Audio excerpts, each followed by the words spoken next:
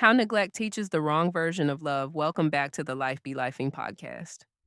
We're continuing the Love After Neglect series, and today's conversation is one that a lot of people feel, but don't always have the words for. Today we're talking about how neglect teaches the wrong version of love. Because the truth is, nobody enters relationships empty. We all come in with a definition of love, a blueprint, a pattern, something we learned long before we ever started dating, long before we ever said, I love you to someone. And for many people, that version of love wasn't taught through words. It was taught through what was missing. And we will all that love must be earned. When a child grows up emotionally neglected, they often don't experience love as something consistent. Love might show up occasionally. Love might show up when they perform well. Love might show up when they're being good, quiet, helpful, or successful. So without anyone saying it out loud, they learn something very powerful. Love is not given. It's earned. And that belief doesn't stay in childhood. It follows them into adulthood, into relationships, into marriage, into how they show up for people. So now you have adults who try to prove their worth constantly, go above and beyond to keep relationships, feel anxious when they're not doing enough, tie love to performance instead of presence. And here's the part that hits deep. Even when someone genuinely loves them, they may still feel like they have to keep earning it, because that's the only version of love they were ever taught. Let's speak on overgiving in relationships. This is where we start to see one of the biggest patterns. People who experienced emotional neglect often become the ones who give the most, sacrifice the most, show up the most, tolerate the most. They become the backbone of the relationship, the supporter, the fixer, the one holding everything together. And from the outside, it looks like love. It looks like loyalty. It looks like commitment. But underneath that, there's often something deeper happening.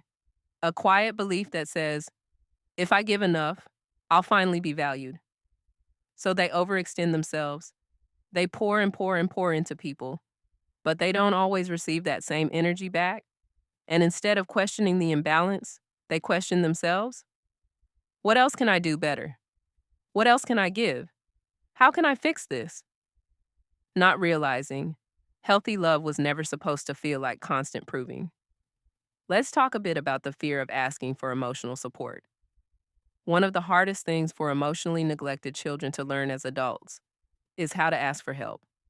Because growing up, asking didn't always lead to receiving. Sometimes it led to being ignored, being dismissed, being told to get over it, being made to feel like a burden.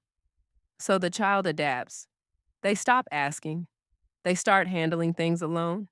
They become self-sufficient emotionally. But here's what happens later in life. That same child grows into an adult who struggles to express their needs, feels uncomfortable being vulnerable, avoids asking for support, silently carries emotional weight. Even in relationships where support is available, they may not reach for it because part of them still believes no one is really going to show up for me. And that belief can create distance in relationships, not because they don't want love, but because they were never taught how to receive it. Next is recognizing the pattern. The shift begins when you start recognizing your patterns. When you pause and ask yourself, why do I feel like I have to prove my worth in love? Why do I give more than I receive? Why is it hard for me to ask for emotional support? Why does vulnerability feel uncomfortable? These questions are not weaknesses. They are awareness. And awareness is the beginning of change. Because once you see the pattern, you can start rewriting it. If today's episode resonated with you, I want you to hear this clearly. You are not wrong for adapting to the environment you grew up in. You learned how to survive emotionally the best way you could. But survival patterns are not always healthy relationship patterns. Love is not supposed to be something you constantly earn. Love is not supposed to drain you. Love is not supposed to make you feel like you're carrying everything alone. Healthy love looks like consistency, emotional safety, mutual effort, being seen and supported, and learning that is part of healing. Take care of yourself. And remember, You don't have to earn what should be given freely.